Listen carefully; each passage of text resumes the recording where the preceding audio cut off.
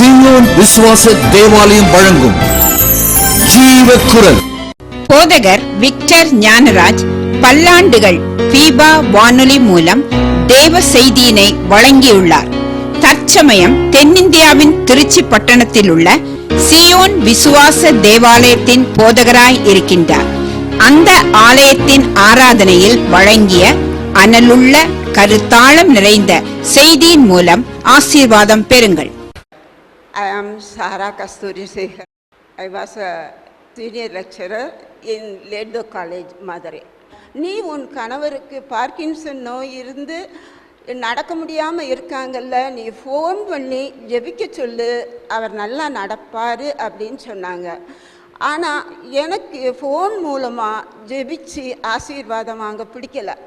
இவ்வளோ வல்லமையான தீர்க்கதரிசியை நம்ம நேர போய் ஆசீர்வாதம் வாங்கணுங்கிற ரொம்ப ஆவல் காரணமாக நாங்கள் இருவரும் வந்தோம். அப்போ இவர் ஸ்டிக் வச்சு தான் நடப்பார். அந்த ஸ்டிக் வச்சு நடந்துட்டு வரும்போது அசிஸ்டண்ட் வந்து ஐயா மேலே இருக்காரு, மேலே போங்க அப்படின்னு சொல்லும்போதே மேலேருந்து ஒரு சத்தம் வந்தது. ஒரு அசரீரி மாதிரி கேட்டுச்சு. அது வந்து don't come up, I will come down அப்படிங்கிற யாருன்னு பார்த்தா ஃபாஸ்ட்டு நிற்கிறாங்க. உடனே கர்த்தராகிய இயேசுவின் அச்சடையாளங்களை நான் என் சரீரத்தில் தரித்து கொண்டு இருக்கிறேன்னு கலாத்தியரில் பவுல் சொன்ன ஞாபகம் தான் எனக்கு வந்தது. ஆஹா, என்ன ஒரு வல்லமையான தேவ மனிதர்! அந்த இயேசு கிறிஸ்துக்கு இருக்கிற அன்பு, பரிவு, மன உருக்கம் எல்லாம் நிறைந்தவராய் இருக்கிறனால நாங்கள் பெற்றுக்கொண்ட ஸ்லாக்கியம்தான் என்ன என்று அவரோடு சிறிது நேரம் உரையாடிவிட்டு நான் ஆஃபீஸ் சென்று MP3 புக்ஸ் எல்லாம் வாங்க சென்று விட்டு கீழே இறங்கினா என் கணவரை காணோம். எங்கேன்னு பார்த்தா ஸ்டூடியோவில் ஃபாஸ்ட் வந்து அவருக்கு பரிசுத்த ஆவியின் வல்லமையை கொடுத்து அவரை நடக்க வச்சு அவற்றை சாட்சி கேட்டு அந்த சாட்சியை வந்து உங்களுக்காக காத்திருக்கின்ற சிம்மாசனம் அப்படிங்கிற MP3யில் போட்டு வச்சுருக்காரு. எங்கள் கல்யாணம் முடித்ததுக்கப்புறம் நாங்கள் வந்து ஒருவருக்கொருவர் அன்பாக இருக்க வாய்ப்பில்லாமல் இருந்தது. ஏனென்றால் என்னுடைய கல்யாணத்தில் நிகழ்ச்சியில் ஏற்பட்ட கசப்பானவைகள், அந்த ஏமாற்றங்கள், அவங்களுடைய பொய்கள், அந்த பட்டம் இவ்வளோ வாங்கியிருக்காரு, இந்த பதவியில் இருக்கார், அது இதுன்னு பொய் சொல்லி வரதட்சணை கொடுத்தா தான் கல்யாணங்கிற மாதிரி மொதல் நாள் பிரச்சனை பண்ணது எல்லாம் என்ன மனசில் அப்படியே வருத்தி எடுத்து என்னுடைய குடும்ப வாழ்க்கையை நாசமாக ஆக்கிடுச்சு. அந்த ஒற்றுமையாக வந்து ஒருவருக்கொருவர் விட்டு கொடுத்து வாழ முடியல. 12th வந்து எங்களுக்கு வெட்டிங் டேங்கிறனால நானும் என் கணவரும் ஆசீர்வாதம் வாங்கிட்டு நாங்கள் வீட்டுக்கு போனோம். அதுக்கப்புறம் ஆசீர்வாதத்துக்கு அப்புறம் இப்போ அவர் இல்லாமல் நான் இருக்க முடியாது, நான் இல்லாமல் அவர் இருக்க முடியாது அப்படிங்கிற ஒரு நிலையில வந்து நாங்கள் இப்போ இருக்கிறோம். தேவதூதர்களுடைய கடைசி பாயிண்ட் சொல்லுங்க. தேவதூதர்களுடைய பணி வந்து 3 தடவை கிடைச்சது எனக்கு. ஒரு தடவை 2 தடவை கீழே விழுந்தேன். எவ்வளோ தூரமாக விழுந்தாலும் பாத்ரூம்லேயும் வலிக்கு விழுந்தேன். தூரமாக விழுந்தாலும் ஒரு காயம் இல்லாமல் தப்பிச்சு. Thank you. Praise the lord. Praise the lord. காதோ ஆடோனா எலோஹி சேவாஓ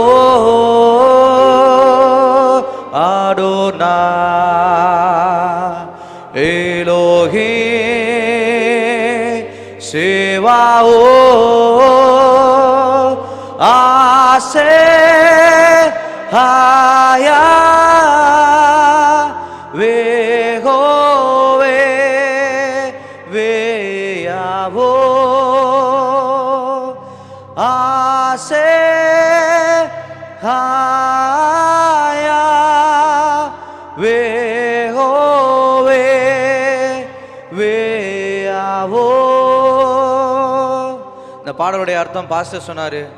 பரிசுத்தமான தேவன் அவர் இருந்தவரும் இருக்கிறவரும் வரப்போகிறவரும் ஆகிய சேனைகளின் கர்த்தர் பரிசுத்தர். இந்த அர்த்தத்தை உணர்ந்தவர்களாக நாம் யாவரும் இரு கரங்களை வானத்துக்கு நேராக உயர்த்தி தேவதூதர்கள் பாடக்கூடிய ஒரு பாடலை நாம் பாட போகிறோம். அந்த உணர்வோடு கூட பரலோகத்திலே ஆராதனை நடந்து கொண்டு இருக்கிற இந்த வேளையில் ஞாபகம் கண்களை மூடி கரங்களை உயர்த்தி நம்முடைய தேவனாகிய கர்த்தர் அவர் இருந்தவரும் இருக்கிறவரும் வரப்போகிறவரும் ஆகிய நம்முடைய தேவனாகிய கர்த்தர் அவர் பரிசுத்தர். காதோ காதோ காதோ எல்லாம் சேர்ந்து இன்னொரு தடவை காதோ காதோ காதோ Adonai Elohim Sevaot Adonai Elohim Sevaot Aseh Haya Vehoveh Veyavot Aseh Haya Vehoveh Veyavot Kadosh Kadosh Kadosh Adonai Elohim Sevaot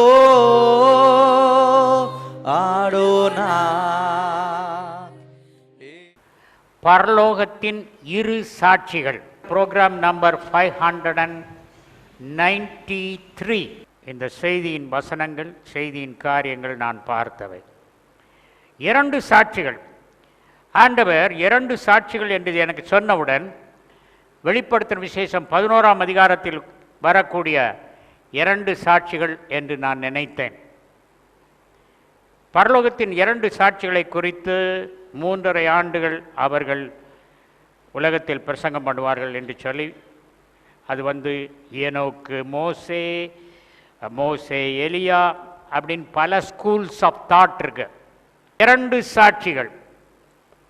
இந்த 2 சாட்சிகள் அப்படின்னோடனே நீங்கள் இதை புரிஞ்சுக்கணும். இது ரொம்ப பெரிய சத்தியம். இந்த சத்தியத்தை நீங்கள் புரிஞ்சுக்கிட்டு இதை ப்ராக்டிஸ் பண்ண ஆரம்பிச்சிங்கன்னா பரலோகம் பூலோகத்தில் இறங்கும். தேவதூதர்களை பேசுகிறது சாதாரணம். நீங்கள் எப்போ வேணாலும் பரலோகத்துக்கு போகலாம். Okay, this is a very very important truth. I am practicing this truth. Number 1, 2 சாட்சிகள். இந்த 2 சாட்சிகள் யாருன்னு சொன்னால், ஒன்று வானம், இன்னொன்று பூமி. உபாகம புத்தகம் 30ஆம் அதிகாரம் 19ஆம் வசனம். அந்த கடைசி பகுதி மாத்திரம் வாசிங்க. உங்கள் மேல் வானத்தையும் பூமியையும் இன்று சாட்சி வைக்கிறேன். வானத்தையும் பூமியையும் உங்கள் முன்பாக சாட்சி வைக்கிறேன். கர்த்தருக்குள் அன்பானவர்களே, வானத்தை விரித்தது கர்த்தர், மண்ணை உருவாக்கியது கர்த்தர். இந்த விண்ணும் மண்ணும் பயங்கரமான சாட்சிகள். மறந்துடாதுங்க, ஸ்டெப் பை ஸ்டெப்பாக போகிற லாஜிக்கலாக. வானமும் பூமியும் 2 சாட்சிகள். ஒரு கோர்ட்டில் ஒரு கேஸ் நடந்ததுன்னா அந்த கேஸ் சக்ஸஸ் ஆகணுமானா அது எதை பொறுத்து இருக்கு? சாட்சிகளை பொறுத்து இருக்கு. உங்கள் கேஸ் சக்ஸஸ் ஆகணும்னா எதை பொறுத்து இருக்கு? வானமும் பூமியும் உங்களிடத்தில் சொல்லும் சாட்சியை பொறுத்து இருக்கு. கரெக்டா? நான் step by step, I am highly logical mind. I got first mark in the college for logic. வானத்தையும் பூமியும் சாட்சியாக வைக்கிறேன். கர்த்தருக்குள் அன்பார்களே, வானம் சாட்சி, பூலோகம் சாட்சி. அந்த 2 சாட்சிகளும் பயங்கரமான சாட்சி. உங்களுக்கு தெரியுமா, அந்த வானமும் பூமியும் உங்களுக்கு சாட்சியாக இருக்குது அப்படின்னு சொல்லிட்டு நீங்கள் ரோட்டில் போகும்போது உங்கள் சாட்சியை பார்க்குறீங்க, தரையில் நடக்கும்போது உங்கள் சாட்சியை பார்க்குறீங்க. You cannot be separated from your சாட்சி. 2 வசனம் சொல்லணுமல்ல ஒரு சத்தியம் நிறுவனமான. அடுத்த வசனம் உபாகமம் 4ஆம் அதிகாரம் 26ஆம் வசனம். நீங்கள் யோர்தானை கடந்து சுதந்தரிக்க போகிற தேசத்தில் இராமல் சீக்கிரமாய் முற்றிலும் அழிந்து போவீர்கள் என்று இந்நாளில் உங்களுக்கு விரோதமாய் வானத்தையும் பூமியையும் சாட்சி வைக்கிறேன். இன்றே விண்ணையும் மண்ணையும் உங்களுக்கு எதிரான சான்றுகளாக ஏற்படுத்தினேன். 2வது வசனம் இருக்கா? இந்த வசனம் என்ன சொல்லுது? என்ன சாட்சி? வானமும் பூமியும் சாட்சி. இப்போ 2 வசனம் சொல்லியாச்சு. ஒரு சத்தியம் 2 சாட்சிகளினால் உறுதி செய்யப்படும். சரி, நியாய தீர்ப்பு நாளில் கர்த்தர் என்ன செய்யப்படுறாருன்னா, நம்மளை இருக்கும்போது அவர் என்ன செய்வார்? கூப்பிடுவார். வானமே வா, பூமியே வா, வந்து நெல், நான் சாட்சி கேட்க போகிறேன், இந்த ஆளை குறித்து என்ன சொல்கிறீங்க அப்படின்னு ஆண்டவர் எதை கூப்பிடுவார்? 2 சாட்சியை கூப்பிடுவார். சரி, 50ஆம் சங்கீதம் 4ஆம் வசனம். அவர் தம்முடைய ஜனத்தை நியாயம் தீர்க்க உயர இருக்கும் வானங்களையும் பூமியையும் கூப்பிடுவார். உயர் வானங்களையும் பூ உலகையும் அவர் அழைத்து தம் மக்களுக்கு அவர்களை சாட்சியாக பயன்படுத்தி தீர்ப்பு வழங்குவார். In the day of judgment, when God is judging you, he will call heaven as a witness, earth as a witness for you or against you. வானத்தையும் பூமியும் அவர் சாட்சியாக பயன்படுத்துவார். புரியுதா? நீங்கள் போட்டிருக்கா, அவர் சாட்சியாக ஏற்படுத்துவேன்னு சொன்னார். இப்போ என்ன சொல்கிறாரு? அதை பயன்படுத்துவேன்னு சொல்கிறார். சரி, வானத்தையும் பூமியும் படைச்சது யாரு? ஏசாயா 45:12. நான் பூமியை உண்டு பண்ணி நானே அதன் மேல் இருக்கிற மனுஷனை சிருஷ்டித்தேன், என் கரங்கள் வானங்களை விரித்தன. உலகை உருவாக்கி அதன் மேல் மனிதரை படைத்தேன், என் கைகளே வானத்தை விரித்தன. அப்போ 2 சாட்சிகள் யார் ஏற்படுத்தினது? தேவன் ஏற்படுத்தின வல்லமையான 2 சாட்சிகள். கர்த்தருக்குள் அன்பானவர்களே, இவங்க 2 சாட்சிங்களோட we should be in touch. கட்சிக்கார சாட்சியோட தொடர்பு கொள்ளணும். அப்போ தான் அவன் ஒழுங்காக சாட்சி சொல்லுவான். சரியா? என்ன சாட்சி சொல்ல போகிற? வானமே கேளுங்க. அதனால் நீங்கள் என்ன செய்யணும்? அடிக்கடி you should be in touch with heaven. Heaven means ஷமயிம், வானம். You must be in touch with earth. என்னங்க வானத்தையும் பூமியும் யூ மஸ்ட் பி டச்சின்னு தொடர்பு கொள்ளணும்னு சொல்கிறீங்களே, என்ன செய்யறது? வானத்தை பார்த்து நீங்கள் பேசுனீங்கன்னா நீங்கள் பேசுகிறதெல்லாம் தப்பு விடாமல், வார்த்தை விடாமல் வானம் என்ன செய்யும்? ரெக்கார்ட் பண்ணும். அதே மாதிரி பூமியை பார்த்து, பூமி விளைய மாட்டேங்கிற, கத்திரிக்காய் செடி வச்சேன், ஒரு கத்திரிக்காய் கூட வரலையே, ஒழுங்காக கத்திரிக்காய் அடுத்த தடவை வந்தோன்னு இருக்கணும், சரியா அப்படின்னு பேசணும். சரியா? இது என்னங்க புதுசாக வானத்தை பார்த்து பேசுன்றாரு பாஸ்டர், கள்ளத்திற்கதரிசி அப்படின்றாங்க உடனே. தங்களுக்கு எது தெரியலையோ அதை கள்ளத்திற்கதரிசின்றாங்க. எல்லா ஆவியும் சோதித்து பாருங்கள். சோதிக்கிறது எப்படி? இயேசு கிறிஸ்து மாம்சத்தில் உலகத்தில் வந்து சிலுவையில் ஜீவனை விட்டார் அப்படின்னு சொல்கிற ஆவி கரெக்ட் ஆவி. வானத்தை பார்த்து பேசுங்க, பூமியை பார்த்து பேசுங்க நான் சொன்னேன்னா, பைபிள் இல்லாத நான் சொன்னேன்னா நான் பைத்தியக்காரன். Victor Gnanaraj will not speak anything without the word of God. உபாகமம் 32ஆம் அதிகாரம் 1ஆம் வசனம். வானங்களே செவி கொடுங்கள். வானங்களே செவி கொடுங்கள். நீங்கள் பேசினா தானே செவி கொடுக்க முடியும். அப்போ என்ன செய்யும்? வானத்தை கொட்டி வானத்தை பார்த்து பேசலான்னு சொல்லியிருக்கா, பேசக்கூடாதுன்னு சொல்லியிருக்கா? வானங்களே செவி கொடுங்கள். நான் பேசுவேன். நான் பேசுவேன். வானங்களே செவி கொடுங்கள், நான் பேசுவேன். நீங்கள் இப்போ எல்லோரும் நாளையிலேருந்து வானத்தை சர்ச்சைக்கு விட்டு போகும்போதே வானம் பார்ப்பீங்களா? அப்போ என்ன சொல்லணும்? வானங்களே கேளுங்கள், நான் பேசுவேன். வானம் ரொம்ப இன்ட்ரெஸ்ட் ஆயிரும்.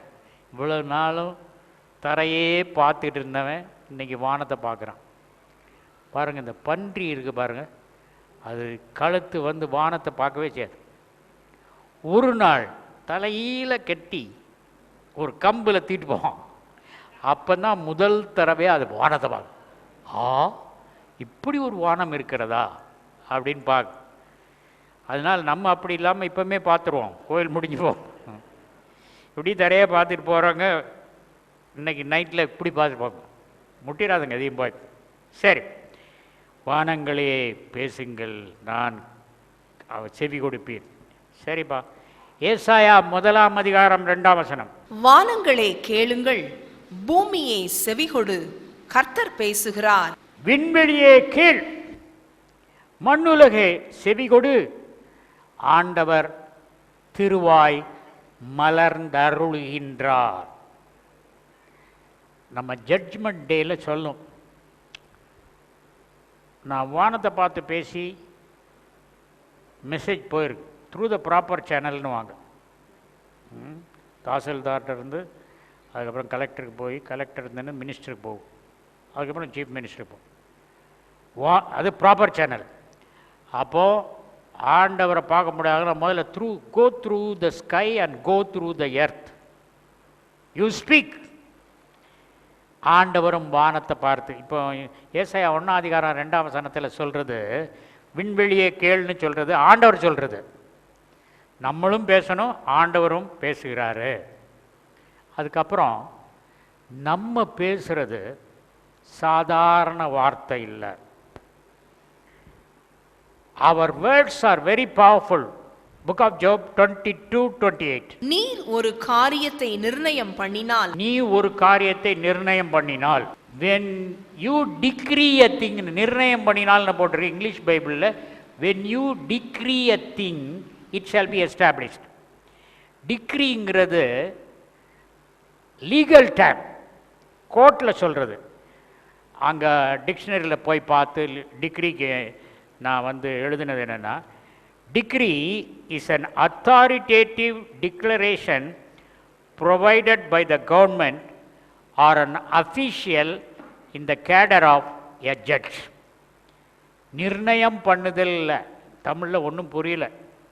ஆனால் இங்கிலீஷில் டிக்ரினா an authoritative declaration of the caliber of a person like God or a judge. ஒரு நீதிபதியோ ஒரு தேவனோ பேசுகிறதற்கு எந்த அதிகாரம் இருக்கிறதோ அதே அதிகாரம் வானத்தை நோக்கி பேசும் பொழுது இருக்கும். உண்மையிலே இருக்கும். பயங்கரமான மழை வருது, எனக்கு இந்த மழை வந்ததுன்னா சில பிரச்சனை.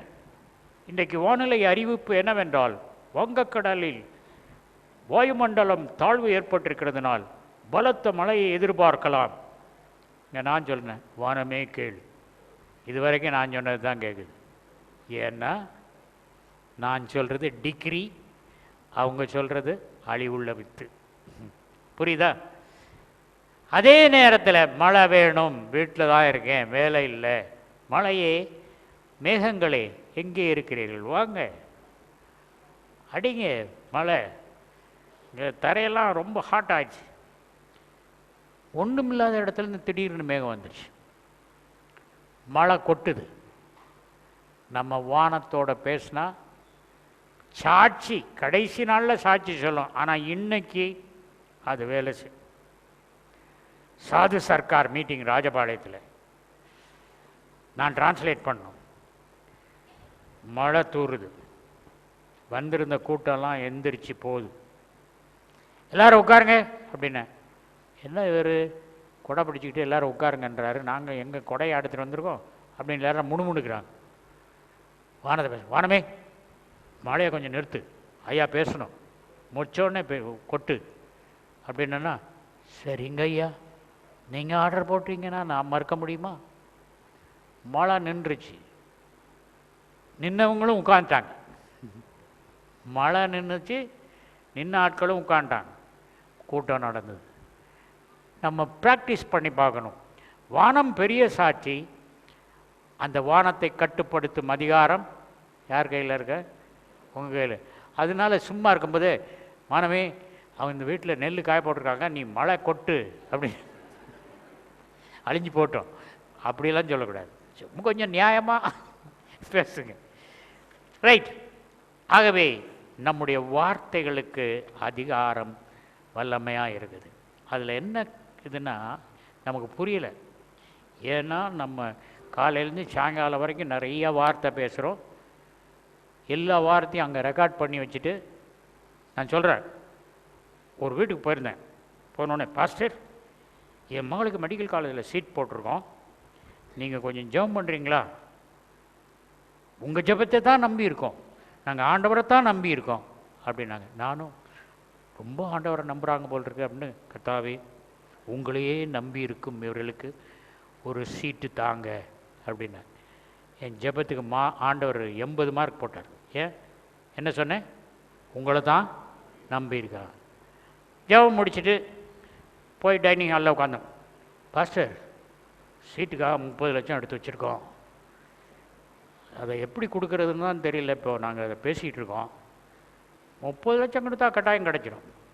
கொஞ்ச நேரத்துக்கு முந்தைய என்ன சொன்னீங்க? கர்த்தர் தான் நம்பியிருக்கீங்க, இப்போ 30 லட்சத்தை நம்பியிருக்கேன்னு சொல்கிறீங்களே. 80 மார்க் போட்டவர் ஆண்டவர் மைனஸ் போட்டு 75 கழிச்சிட்டார். இப்போ அவங்களுக்கு மார்க் எவ்வளவு? 5 மார்க்ஸ்.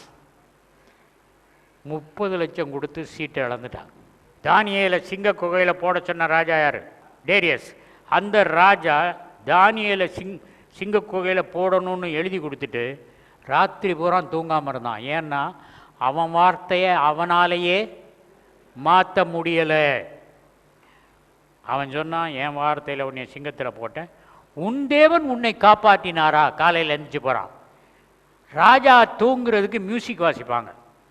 இன்றைக்கி மியூசிஷியன் வந்தான், இன்றைக்கி தூக்கம் வராது, நீங்கள் மியூசிக் வாசிக்க வேணாம் போங்க அப்படின்னு பாடகர்கள்லாம் அனுப்பிட்டு இவன் தூக்காமல் முடிச்சிருக்கான். 9 சிங்கம் போட்டிருக்கோமே, சிங்கத்தை வேறு சாப்பிடாம பட்டினி போட்டிருக்கோம், எந்த சிங்கம் கடிக்குமோ? நம்ம தானியல் இருப்பானோ இருக்க மாட்டானோ? அடுத்த நாள் காலையில் 5 மணிக்கே எழுந்திரிச்சு போய், தானியலே உன் தேவன் உன்னை காப்பாற்றினாரா? என் தேவன் சிங்கங்களின் வாய்களை கட்டினார். ஒரு சிங்கத்தை தலையானையாக வச்சு அடுத்த சிங்கத்து மேலே காலை போட்டு தூங்கிட்டு இப்போ தான் எந்திரிச்சேன். ராஜா சொன்னதை ராஜாவாலேயே மாற்ற முடியல. இன்னொரு வசனம் எனக்கு ரொம்ப பிடிக்கும், எஸ்தர் 8:8. இப்போதும் உங்களுக்கு இஷ்டமானபடி நீங்கள் ராஜாவின் நாமத்தினால் யூதருக்காக எழுதி ராஜாவின் மோதிரத்தினால் முத்திரை போடுங்கள். ராஜாவின் பேரால் எழுதப்பட்டு ராஜாவின் மோதிரத்தினால் முத்திரை போடப்பட்டதை செல்லாமற் போக பண்ண ஒருவராலும் கூடாது என்றான். ராஜாவின் கணையாளி முத்திரை போட்டு பாஸ் பண்ணப்பட்ட டிகிரி யாராலும் மாற்ற முடியாது. அந்த வசனத்தை நான் வாசிக்கிறேன். மன்னனின் பெயரால் எழுதப்பட்டு அவர் கணையாளியின் முத்திரை பதிக்கப்பெற்று எழுதப்பட்ட எந்த மடலும் திரும்பி பெற இயலாது. ஆண்டவர் நம்மளை என்ன சொல்லியிருக்காரு? நீங்கள் ராஜாக்களும் ஆசாரியர்களுமாய் இருக்கிறீர்கள். அதனால நீங்கள் எதையும் பேசிட்டீங்கன்னா நீங்களே மாற்ற முடியாது. சரியா? அதனால் பேசும்போது ரொம்ப குறைய பேச. ஜீசஸ் கிரைஸ்டை பற்றி நீங்கள் ஒன்று பார்க்குறேன். அவர் அங்கே 12ஆம் வயசில் எருசலேம் ஆலயத்துக்கு போனோடனே அந்த மூப்பர்கள்லாம் சொன்னதை தான் அவர் கேட்டார். அவர்கள் சொல்லுகிறதை கேட்டார். நீங்களாம் யாருப்பா? நட்சத்திரமே ஏன் நட்சத்திரம்? ராஜாக்கள் வந்து மாகோய் ஞானிகள் வந்து என்னை வணங்கினாங்க, உனக்கு தெரியுமா? நீ சும்மார், நான் பேசுகிறேன். சொல்லலை. என்ன சொன்னார்? சொல்லுங்க ஐயா, நான் கேட்குறேன். He was listening. Jesus is a good listener than a speaker. இயேசு கிறிஸ்து நம்ம சொல்கிறத கேட்க விரும்புகிறாரு. நீங்கள் ஆண்டவர்கிட்ட பேச விரும்புகிறத விட நீங்கள் பேசணும்னு ஆண்டவர் விரும்புகிறாரு. போன வாரம் ஒருத்தர் வந்தாங்க, அவங்கள எனக்கு சாலமோன் தான் தெரியும். ஆனால் நான் டேனியல் வாங்க அப்படின்ட்டேன். அவங்க சொல்கிறாங்க, நம்ம பேர் டேனியல் கிடையாது, அவர் தப்பாக கூப்பிட்றாரு, வேறு ஏதோ டேனியலை கூப்பிட்றாரு அப்படி வர்றாரு.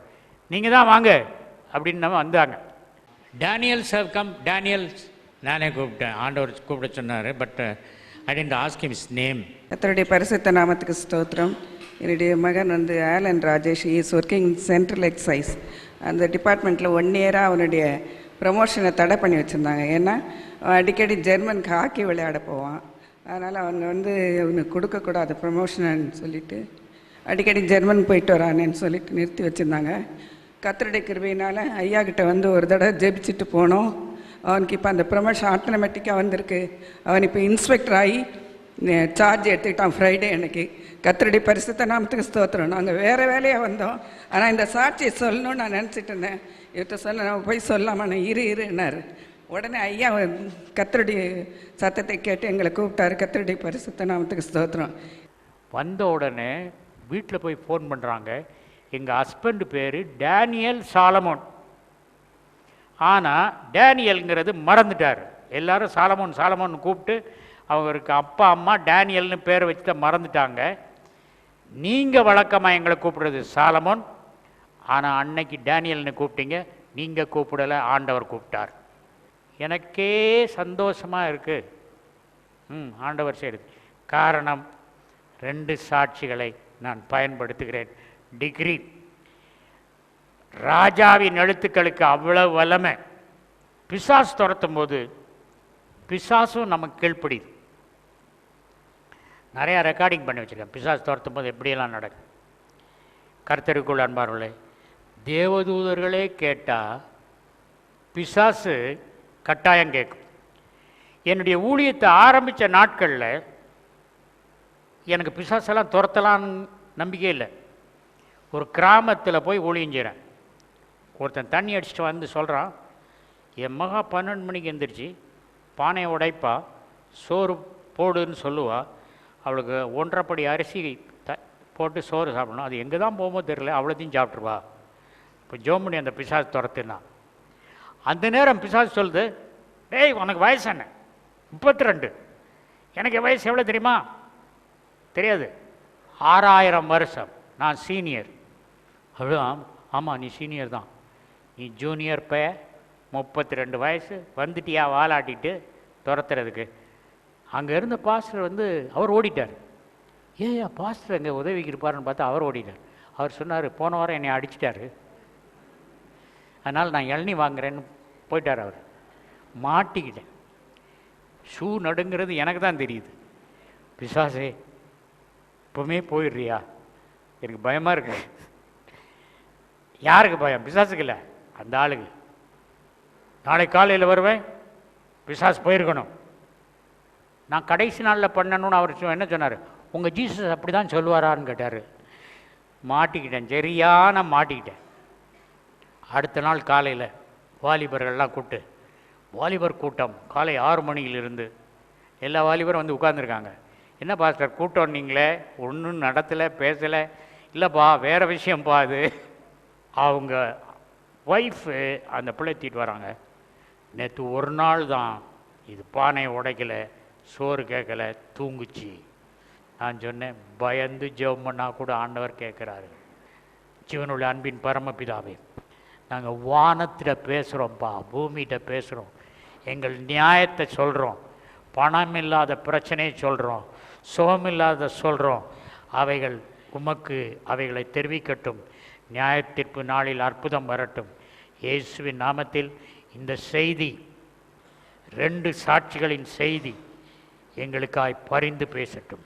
இயேசுவின் நாமத்தில் ஜெபிக்கிறேன் நல்ல பிதாவே, ஆமென். ஜெப உதவிக்கு தொடர்பு கொள்ள வேண்டிய மொபைல் எண் 911951000944. போதகர் விக்டர் ஞானராஜ் அவர்களின் ஆழமான வேத ஆராய்ச்சி விளக்கங்கள் MP3யிலும் DVD ப்ளூரேக்களிலும் கிடைக்கும். எங்கள் முகவரி ஜீவக்குரல் 18/32 மங்கம்மாள் சாலை, KK நகர் அஞ்சல், திருச்சி 620021, தமிழ்நாடு, இந்தியா.